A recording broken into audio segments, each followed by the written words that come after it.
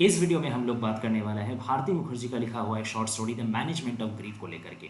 ये 1988 में पब्लिश हुआ था। उनका एक शॉर्ट स्टोरी कलेक्शन है the middle man and other stories में। बाद में इसको the best American short stories of 1989 में भी इंक्लूड किया गया और the best American short stories of the 80s में भी इंक्लूड किया गया। ये पूरा जो स्टोरी है ये एक्चुअली एक कैनेडियंस एक टेररिस्ट बॉम्बिंग के ऊपर, मतलब ये सत्य घटना है। ठीक है। ये जून 23 1985 में हुआ था। ठीक है। एयर इंडिया फ्लाइट 182 में ये इसमें आपका काफ़ी सारे लगभग 330 के आसपास आदमी मारे गए थे। मुंबई से मॉन्ट्रियल से मुंबई आ रहा था फ्लाइट। ठीक है। बीच में उसको स्टॉपेज देने का बात था लंदन एंड दिल्ली में, लेकिन टेररिस्ट ने जो बॉम्ब प्लांट किया था वो लंदन आने से पहले ही वो फूट जाता है।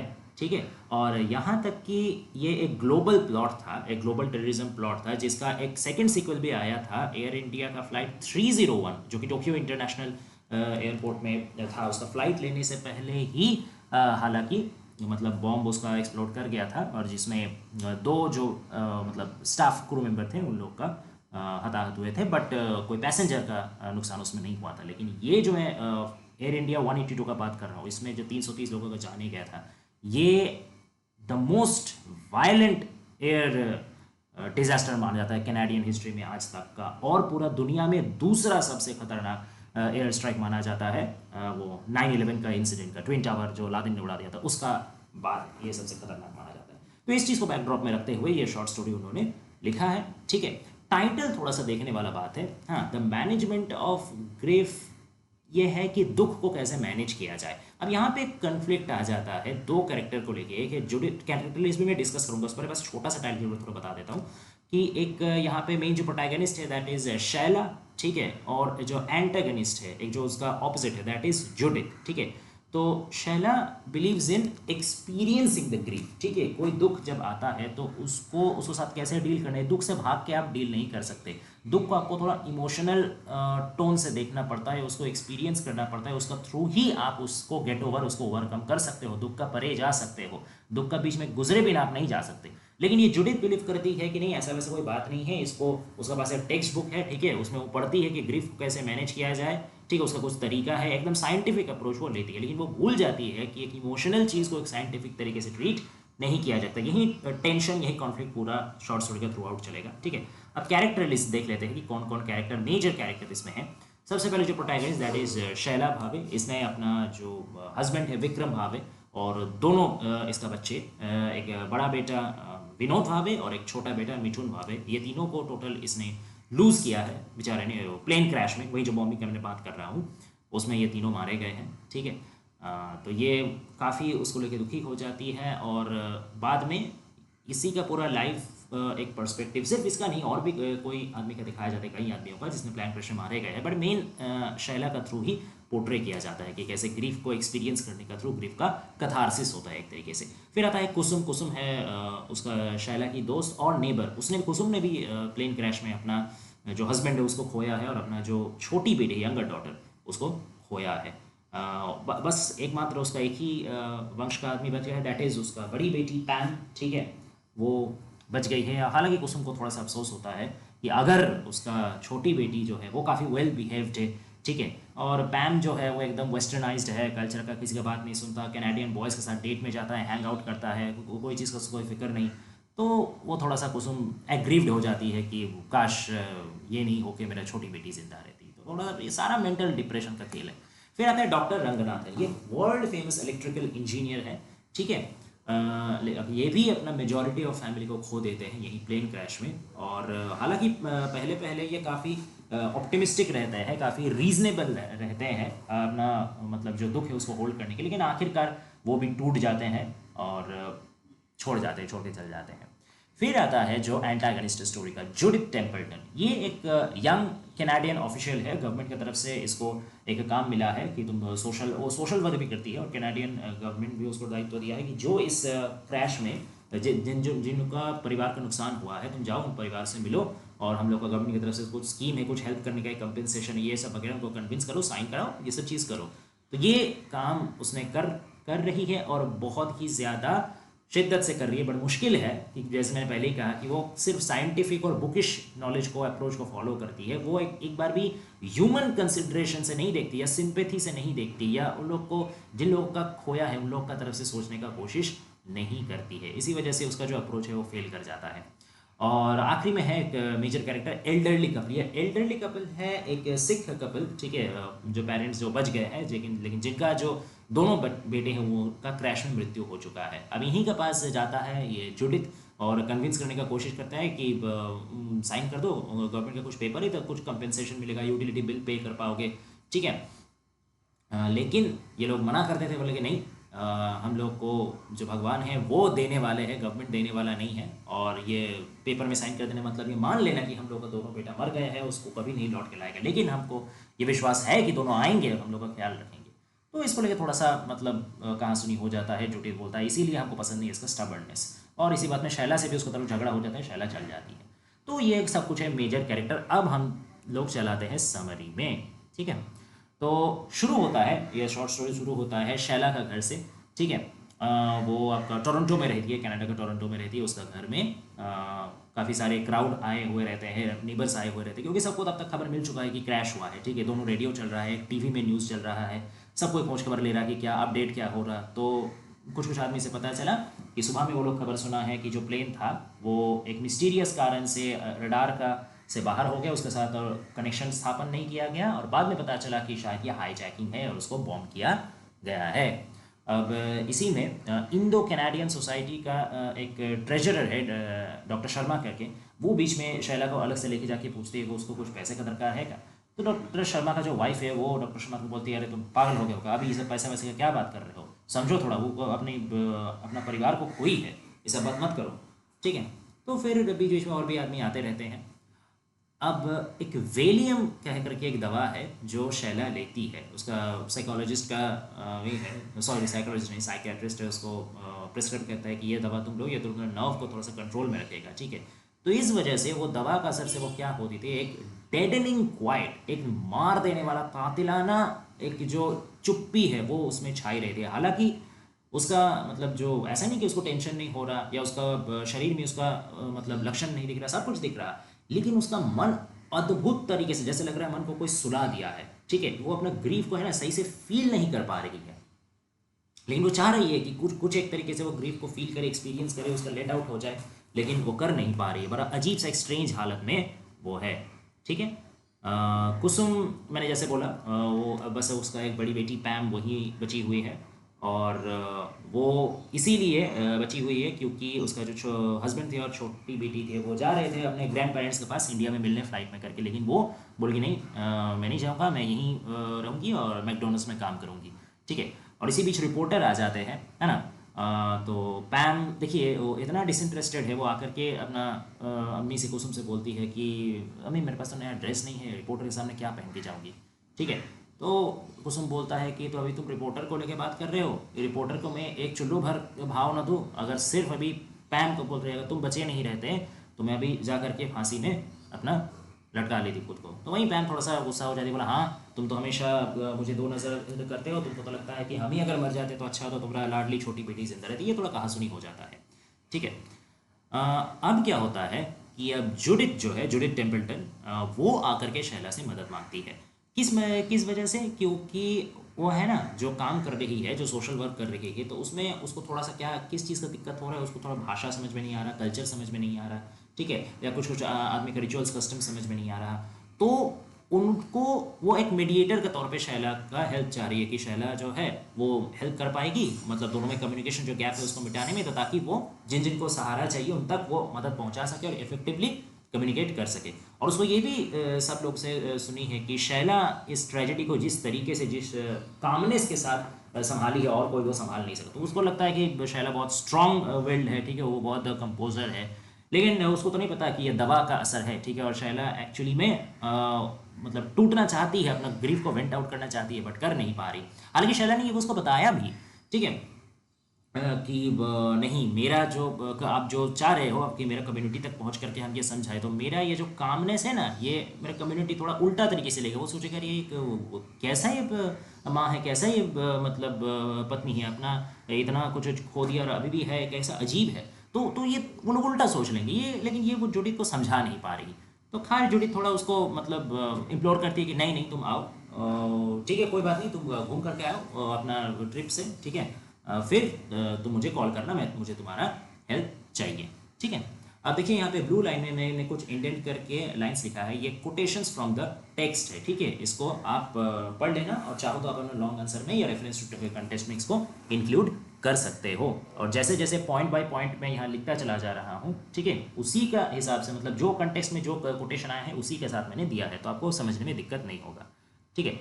अब यहाँ पे जो है एक वो बहुत इम्पॉर्टेंट लाइन बोलती है, ठीक है, एक तरीके से ये शॉर्ट स्टोरी का सेंट्रल थीम भी है कि everybody must grieve his own way. किसको बोलती है? जुडिथ को बोलती है कि देखो एक सबका अपना अलग अलग दुख सहन करने का तरीका है और दुख प्रकाश करने का भी अलग अलग तरीका है। अगर मैं जो है मैं अपना जैसा बियर कर रही हूँ उसी हिसाब से तुम अगर सोच लोगे कि सब कोई वैसे ही बियर कर रहा होगा तो तुम गलत हो। एक ही अप्रोच लेके सबके पास जाओगे तो रिजेक्टेड ही होगे, कभी तुम्हारी बात सुना नहीं जाएगा, ठीक है। लेकिन ये जो है जुडित समझती नहीं है, जुडित को लगता है सब कुछ साइंटिफिक अप्रोच से एक रूल है, एक स्टैंडर्ड है, उसी से सब चीज़ को ठीक किया जा सकता है। But as far as human emotions are concern it is not a matter of physics और केमिस्ट्री और बायोलॉजी, इजंट इट। ये चीज़ वो समझ नहीं पाती, हर चीज़ रूल से नहीं चलता, खास करके इमोशन। अब क्या है कि सब लोग चल जाते हैं 4 दिन बाद, इस घटना का 4 दिन बाद कुसुम, शैला और डॉक्टर रंगनाथन ये सब कोई चल जाते हैं फ्लाइट से करके आयरलैंड, क्योंकि आयरिश कोस्ट में ये जो एक्सीडेंट हुआ था, प्लेन क्रैश हुआ था, तो उसके बाद ओशन में गिर गया था, ठीक है। और आयरिश कोस्ट में कुछ बॉडी आया है, तो उस बॉडी को आइडेंटिफाई करने के लिए ये लोग चाहते हैं कि उसमें उनका परिवार परिजन है कि नहीं, ठीक है ना। अब इसमें एक चीज़ जो है, एक लाइन बहुत इंपॉर्टेंट है, देखिए मैंने लिखा भी है, knowledge is helpful to the grieving. ये शैला को लगता है कि गवर्नमेंट जो है पल पल का अपडेट दे रहा है रिलेटिव्स लोग को कि ये क्या कहाँ तक उसका रिकवरी हुआ, किसका बॉडी मिला नहीं मिला, क्योंकि वो लोग को लगता है कि जो ये नॉलेज है ना, इन्फॉर्मेशन है ना, ये जो दुख में है उन लोग को थोड़ा सा राहत देता है। बट ये कितना बड़ा मिस्टेक है, मतलब हाँ इन्फॉर्मेशन भी ज़रूरी है, लेकिन किस तरीके से वो दिया जा रहा है, एक ड्राई कोल्ड मैनर से दिया जा रहा है या एक कंपैशनेट वे में दिया जा रहा है, उसको समझा जा रहा है, कंसिडर किया जा रहा है, उसका इमोशन को भाव दिया जा रहा है, ये कोई नहीं देख रहा। तो एक तरह से गवर्नमेंट का एक ब्यूरोक्रेटिक लेवल में एक फेलियर है, जिसका सबसे बड़ा उदाहरण है जुडिथ, ठीक है। और गवर्नमेंट का भी कुछ पॉलिसीज में गड़बड़ी है कि वो लोग को थोड़ा सा कंसिडरेशन लाना चाहिए ना, कि मतलब इमोशन को थोड़ा देखना चाहिए। एक आदमी अपना परिवार को खो दिया है तो बस वही समझ सकता है कि उसके ऊपर क्या बीत रहा है, लेकिन ये सब चीज़ में गवर्नमेंट का कोई ध्यान नहीं है, वो अपना पॉलिसी लेकर के आगे बढ़ रहा, इसलिए जुडिथ भी फेलियर है। अब क्या कि वो लोग तो चल गए। अब शैला को थोड़ा सा होप मिलता है। होप क्यों मिलता है? क्योंकि डॉक्टर रंगनाथन जो है वो शैला को न्यूज़ देते हैं कि कुछ जो व्यक्ति है ना वो शायद बच गए हैं, क्योंकि खबर आया है कि कुछ आदमी जो बहुत अच्छे स्विमर है वो लोग तैर करके कोस्ट तक आ गए हैं जिंदा अवस्था में। तो ये सुन करके शैला बहुत खुश हो जाती है, क्योंकि शैला का जो बड़ा बेटा विनोद है वो बहुत स्ट्रॉन्ग स्विमर है। और ये बताने पे डॉक्टर रंगनाथन उसको ये भी बोलते तब तो अगर वो बहुत अच्छा स्विमर है तब तो वो अपना जो आपका जो छोटा बेटा है मिठुन, उसको भी अपना साथ टांग करके तब ले आ सकता है। तो ये सुन के वो और खुश हो जाती है, वो अपना सूटकेस में है ना ड्राई क्लॉथ्स पैक कर लेती है, ठीक है, कि चलो मेरा बच्चे, तो उसको इतना होप आ जाता है, वो इतना उसको विश्वास आ जाता है, तब स्विम करके तो वो लोग आ ही गए होंगे, तो बेचारे इतने पानी में आए होंगे तो चलो उनके लिए कुछ सूखा कपड़ा ले लूँ, नहीं तो बुखार आ जाएगा, तबीयत खराब हो जाएगा।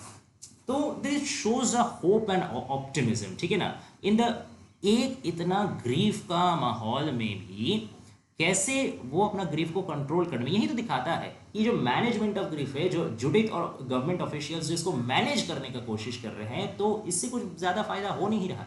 लेकिन सबसे ज़्यादा क्या चाहिए? होप चाहिए, ऑप्टिमिज्म चाहिए। एक समरी के थोड़ा आगे हम लोग बढ़ेंगे तो देखेंगे कि रिलीजन भी किस तरीके से थोड़ा एक स्पिरिचुअल रिलीफ देता है, वो आगे जब डिस्कशन करेंगे तब समझेंगे, ठीक है। तो अब तो ये शैला काफ़ी होपफुल हो जाती है। और एक और लाइन यहाँ पे आता है, ठीक है, ये भी सेंट्रल टू द थीम है, it is a parents duty to hope, ये पिता माता का कर्तव्य है आशा रखना, ठीक है। आप वर्ड को ध्यान दीजिए, ड्यूटी, कर्तव्य है आशा रखना। और ये सिर्फ ऐसा नहीं कि डॉक्टर रंगनाथन इसको शैला को एक बार बोल रही है, ये चीज़ 2-3 बार रिपीट होता है पूरा शॉर्ट स्टोरी में। आगे जो एल्डरली कपल, जो सिख कपल है ना जिन्होंने बेटे को खोया है, वो भी यही सेम चीज़ जुडिथ को बोलेंगे, ठीक है, तो ये बहुत सेंट्रल एक लाइन है कह सकते हैं आप।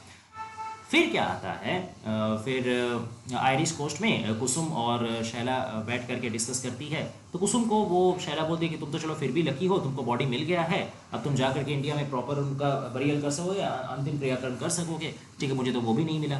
तो अब क्या करता है, अब कुसुम बोलता है कि मेरा जो आश्रम में हरिद्वार में आश्रम में मेरा एक स्वामी जी हैं, तो उन्होंने मुझे बोला है कि ये है ना, ये फेट है, चाहे कोई भी धर्म का हो, सबका एक नियति है, सबका भाग्य है, सब कोई अपना उम्र लिखा के लाया है, तो कुछ किया नहीं जा सकता। अब इसमें दुख करके शोक करके कोई फ़ायदा नहीं, बल्कि हम लोग को इस बात से खुश होना चाहिए कि वो लोग जो है अब इस दुनिया का जद्दोजहद से मुक्त होकर के शांत जगह में गए हैं, आराम का जगह में गए हैं, they have sent to the heavens. ठीक है, अगर हम लोग खुश होने का बजाय इसमें दुखी बनाएंगे तो हम लोग सेल्फिश हो जाएंगे। तो ये सुन के थोड़ा सा मतलब शैला का भी दिमाग में आता है कि तो क्या मैं सेल्फिश हो रहा हूँ, थोड़ा सा वो कंफ्यूज हो जाती है। इसी बीच डॉक्टर रंगनाथन आते हैं, उनका कुछ रोज़ लेके, कुछ गुलाब लेके आते हैं और बोलते हैं कि किसी को अगर अपना मतलब मेमोरी में, अपना परिवार मेमोरी में इसको तैराना है, नदी में ये करना देना है तो कर सकता है। तो शैला क्या करती है, वो रोजेस तो नहीं तैराती, वो अपने साथ 3 चीज़ें लाती है। एक है एक पॉकेट कैलकुलेटर जो वो विनोद का लिए लाई है, एक है एक हाफ पेंटेड B52 का मॉडल जो अपना छोटा लड़का मिठुन के लिए लाई है, और एक अपना हस्बैंड के लिए, विक्रम के लिए पोएम लिख के लाई है, जिसमें उसका अपना जो सच्चा दिल का फीलिंग्स है वो लिखा हुआ है। ये तीनों चीज़ वो तहराता है। इससे दोबारा एक बार साबित होता है कि उसके अंदर का होप और ऑप्टिमिज्म कितना जिंदा है, और वो कितना शिद्दत से, कितना प्यार से, कितना चाहत से अभी भी अपना फैमिली मेंबर से कनेक्टेड है। वो ये विश्वास ही नहीं कर रही है कि वो सब लोग उसको छोड़ के चल गए ही। She feels inside her that she is connected to all 3 of them in any or the other way. Okay, अब क्या आता है, अब डॉक्टर रंगनाथन उसको लेके कि शैला को लेके जाते हैं एक पुलिस ऑफिसर के पास। पुलिस ऑफिसर उसको कुछ फोटोज दिखाता है एक लड़का का, कि बोलो ये तुम्हारा लड़का या कोई हस्बैंड है कि नहीं। तो पहचानने से इनकार कर दे, बोले नहीं वैसा नहीं है। लेकिन पुलिस ऑफिसर उसको समझाता है कि देखो पानी में बहुत देर रहने की वजह से क्या होता है ना, कि आदमी का चेहरा थोड़ा भारी हो जाता है, चेंजेस आता है, तो तुम थोड़ा सा फिर से ध्यान से देखो। लेकिन शैला फिर भी इनकार कर देगी, नहीं ये विनोद हो ही नहीं सकता। तो फिर वो लोग चल आते हैं वहाँ से, ठीक है ना। अब सब कोई क्या करता है, इंडिया वापस आ जाता है, क्योंकि सबको फ्यूनरल अरेंजमेंट्स करना है, अंतिम क्रियाक्रम करना है। अब बॉम्बे एयरपोर्ट में क्या होता है, कस्टम ऑफिसर्स पकड़ लेता है, ठीक है, चेकिंग के लिए, और वो लोग को रोक के रखता है शैला को और कुसुम को, कि नहीं जब तक मेन हम लोग ऑफिसर आएंगे नहीं तो तब तक हम लोग तुमको छोड़ेंगे नहीं। तो इस वक्त शैला एकदम भारी गुस्सा, डिप्रेशन, फ्रस्ट्रेशन तो फूट जाता है, और वो बोलता है कि तुम कितने बड़े मतलब फालतू आदमी हो कि तुमको लग रहा है इस हालत में हम लोग अपना परिवार को खो दिए हैं, और ये कॉफिन में करके, ये खबर में करके हम लोग मतलब कुछ उल्टा सीधा चीज़ लाएंगे, मतलब थोड़ा सा भी तुमको सेंसिटिविटी नहीं है। तो यहाँ पे देखिए एक तरीके से चाहे कैनेडियन गवर्नमेंट हो या इंडियन कस्टम हाउस हो, जो भी हो, हर तरीके से ना एक ब्यूरोक्रेटिक लेवल में फेलियर यहाँ दिखाया गया है, एडमिनिस्ट्रेटिव लेवल में फेलियर दिखाया गया। कैसे जो एडमिनिस्ट्रेशन है, जो प्रशासन है, वो अपने जनता को कनेक्ट नहीं कर पाता, इमोशनली कनेक्ट नहीं हो पाता। हर चीज़ तो रूल्स एंड रेगुलेशंस के हिसाब से नहीं होता ना, यही चीज़ कोई समझ नहीं पाता है। तो अब जब वो लोग चलाते हैं इंडिया में, ठीक है, शैला लगभग 4 महीने रहती है इंडिया में और बाकी सब लोग भी रहते हैं। तो वो लोग क्या करते हैं ना, वो लोग कुछ मिस्टिकल रिचुअल्स फॉलो करते हैं, जो कि उनको मतलब विश्वास है कि ये सब करने से शायद जो उनका परिवार परिजन खो गए हैं वो लोग जिंदा हो जाए, या फिर उनसे उसका कोई तरीके से मुलाकात हो जाए, कम्युनिकेशन बातचीत हो जाए। जैसे वो लोग कॉन्ट्रैक्ट ब्रिज खेलते हैं, ठीक है, जिम खाना क्लब्स में, ठीक है, फिर पोनीज पे चढ़ते हैं, एकदम ऊपर ऊपर माउंटेन ट्रेल में चढ़ के, सब कुछ कुछ अजीबोगरीब हरकत करते हैं, ठीक है। अब क्या है कि शैला का जो माता पिता है दोनों ही काफ़ी रीजनेबल, रैशनल है, वो लोग ये सब चीज़ में विश्वास नहीं करते, ठीक है। और मतलब कि कुछ रिचुअल्स फॉलो करने से वो लोग का आत्मा आ जाएगा या फिर कुछ हो जाएगा, ये सब चीज़ में वो लोग बिलीव नहीं करते, वो लोग काफ़ी काम एंड कंपोज्ड हैं, ठीक है। तो एक दिन एक हिमालयन टाउन का एक मंदिर में लेके जाती है शैला का माँ उसको। अब उस मंदिर में क्या होता है, उस शैला को दिख जाता है विक्रम का विजन, ठीक है, उसका हस्बैंड विक्रम, उसका विजन। उस विजन में आकर के बाकी कोई को नहीं दिखता, सिर्फ शैला को दिखता है। विजन में आके विक्रम क्या बोलता है कि देखो शैला, हम दोनों ने जो शुरू किया था एक साथ, अब वो तुमको अकेले फिनिश करना होगा, ठीक है। ये एक मैसेज उसको मिलता है। तो उसका माँ फिर बोलती है, अरे तुम क्या इधर उधर देख रहे हो, कुछ उल्टा सीधा दिख गया क्या? तो बोला नहीं नहीं सब ठीक है, वो अपना माँ को बताती नहीं है, लेकिन उसको मन में है ना थोड़ा सा सुकून मिलता है कि चलो कम से कम एक बार के लिए ही सही, मैंने अपना हस्बैंड को देखा तो सही, बातचीत किया तो सही, तो उसको काफ़ी थोड़ा सा सेटिस्फैक्शन मिलता है। शैला क्या करती है? अच्छा, शैला का तो हो गया। कुसुम क्या करती है? कुसुम चल जाती है आश्रम में। वो अपना जो घर है वो बेच देती है इधर, आपका जो भी कनाडा में था, बेच देती है और चल जाती है हरिद्वार में आश्रम में। वहीं पे वो ठीक करती है कि वहीं पे मैं अब रहूँगी, ठीक है, इधर का और कोई टेंशन मुझे नहीं लेना है। जो पैम है उनकी बड़ी बेटी, वो चली जाती है कैलिफोर्निया में, ठीक है। और जो डॉक्टर रंगनाथन है वो पहले तो ओटावा में चल जाते हैं, ठीक है, जहाँ से वो हफ्ते में 2 बार कॉल करते हैं शैला को खोज खबर लेने के लिए। और हालांकि इसका बाद कुछ दिन बाद उनको टेक्सास में एक जॉब मिल जाता है और टेक्सास में फिर वो मूव कर जाते हैं, जहाँ पे मतलब इसीलिए वो जाते हैं क्योंकि जहाँ पे उनका स्टोरी किसी को पता नहीं चलेगा, उनका क्या राज है, क्या दुख है, किसी को पता नहीं चलेगा, वो किसी को बताएंगे भी नहीं, ठीक है। यहाँ तक कि उनका जो बाकी सब ने तो चलो अपना घर बेच दिया था, शैला अभी तक नहीं बेची थी, शैला थोड़ा दिन बाद बेचेगी, कुसुम ने बेच दिया था, लेकिन रंगनाथन बेचारा अपना घर नहीं बेच पाया। इतना उसको अटैचमेंट था, इतना वो डिस्टर्ब था इस चीज़ से। उसने क्या किया? उसने अपना घर को एक श्राइन ही बना डाला, ठीक है ना। और उसका जो बेडरूम था, मास्टर बेडरूम था, उसको एक टेम्पल जैसा बना दिया, ऑल्टर बना दिया, और खुद वो बाहर खटिया में सोता था, एक डिवोटी जैसा, एक पुजारी उपासक जैसा, ठीक है ना। अब क्या है? अब आती है जुडिथ, ठीक है। ये है क्लाइमैक्सिंग। जुडिथ आकर के बोलती है कि चलो शैला मेरे साथ चलो, एक एल्डरली सिख कपल है, उसको समझाना है। तो अब शैला क्या करती है? आकर के उसको अभी भी लेकिन सिख लोग देख करके ही उसको मतलब अंदर से एक हेट्रेड या एक डिसलाइक का भाव आ रहा है, ठीक है। वो सहन नहीं कर पा रही, हालांकि वो इस चीज़ से वो खुद भी दुखी है, उसको पता है कि ऐसा नहीं होना चाहिए, बट वो संभाल नहीं पा रही, क्या किया जाए, है ना। अब क्या है कि शैला बोलती है, शैला नहीं मतलब जुडिथ बोलती है, उनको कन्विंस करने की कोशिश करती है किसी पीपल को कि देखो ऐसे ऐसे तो हो गया, तो यहाँ साइन कर दो, वहाँ साइन कर दो, पैसा मिल जाएगा, नहीं तो तुम लोग यूटिलिटी बिल्स नहीं पे कर पा, देखो घर में अंधेरा है, लैम्प जला के बैठे हो, कुछ दिन बाद इलेक्ट्रिसिटी मतलब गैस चल जाएगा, वाटर चल जाएगा, तब क्या करोगे? लेकिन वो लोग अपना जिद पे अड़े हैं, वो लोग वही बात है कि नहीं, गॉड हम लोग को प्रोवाइड करेंगे, हम लोग को बेटा लौट के आएगा, गवर्नमेंट नहीं देगा, हम लोग कुछ साइन नहीं करेंगे। तो इससे फ्रस्ट्रेटेड हो जाता है जुडिथ, ठीक है।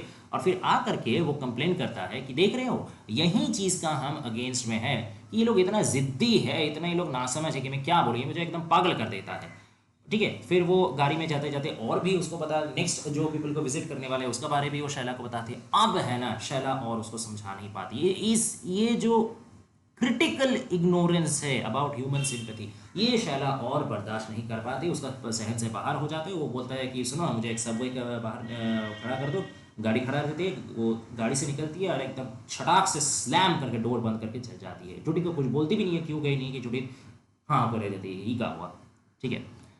अब क्या है? अब शैला डिसाइड करती है कि अब वो अपना घर बेच देती है, ठीक है, कनाडा में टोरंटो में उसका हाउस जो बेच देती है, और वो डाउनटाउन टोरंटो में आ जाती है, वहाँ एक छोटा सा अपार्टमेंट रेंट में लेकर के वहाँ रहती है, ठीक है।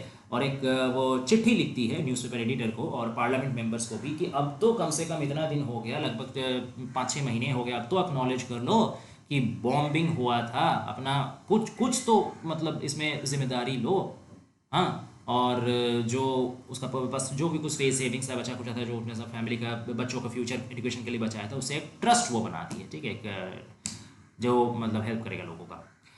अब क्या है कि इस बीच उसका कुसुम से एक बार बात होता है। कुसुम उसको बोलती है, पता है मैंने एक विजन देखा कि एक हिमालयन टाउन ठीक नहीं, हिमालयन विलेज में एक हट है, उसमें मेरी जो बेटी है ना, वो कोयला का मतलब ओवन में कुकिंग कर रही है, ठीक है, ये मैंने देखा। तो इसका मतलब क्या है? तो शैला तब बोलती है, शैला तब थोड़ा जेलस फील करती है, बोला अरे तो तुम तो बहुत भाग्यवती हो, तुम अपने बेटी को फिर से देखने का मौका तो तुमको मिला, ठीक है ना। और पैम भी एक लेटर लिखती है आपका शैला को कि वो तो सबको कहा कि कैलिफोर्निया चल गई है, लेकिन एक्चुअली वो कैलिफोर्निया गई ही नहीं थी, वो वैंकूवर में एक डिपार्टमेंटल स्टोर में काम कर रही है। और डॉक्टर रंगनाथन जो जैसे मैंने बोला वो टेक्सास में है, ठीक है। अब एक दिन क्या होता है, ऐसी से शॉर्ट स्टोरी एंड हो जाता है कि एक पार्क में एक विंटर का मॉर्निंग में, हालांकि काफ़ी सरप्राइजिंगली तरीके से वो काफ़ी मतलब सूरज का रोशनी उसमें काफ़ी ज़्यादा था, और एक तरीके से एक सिंबॉलिक भी है। विंटर का मॉर्निंग, विंटर क्या सिंबलाइज करता है कि डिस्ट्रक्शन या डेथ या नेगेटिविटी, और सन या ब्राइटनेस क्या सिंबलाइज करता है? होप। तो ये एक तरीके से उसके लिए सिंबल था कि ये सारा जो तुम्हारा डिस्ट्रैक्शन है, ठीक है, जो तुम्हारा डिस्पेयर है, इसका बीच में भी जिंदगी होप ऑफर करती है, तुमको वो होप को आगे लेकर के बढ़ना है, ठीक है। अब आखिरी वो इमेज में, आखिरी विजन में वो क्या देखती है? पार्क में वो अपना बैगेज लेके बैठी है, तो उसका बेटे आते हैं, उसका हस्बैंड आते हैं और बोलते हैं कि अब तुम्हारा वक्त अब आया है, your time has come, go be brave, जाओ साहसी बनो, करेजियस बनो और अपना राह में आगे चलो। ठीक है, तो इसी चीज़ का साथ जो है शॉर्ट स्टोरी एंड होता है और वो अपना जो पार्क में जो बैगेज लेके आई थी, बैगेज वहीं छोड़ करके वो शैला आगे चल जाती है।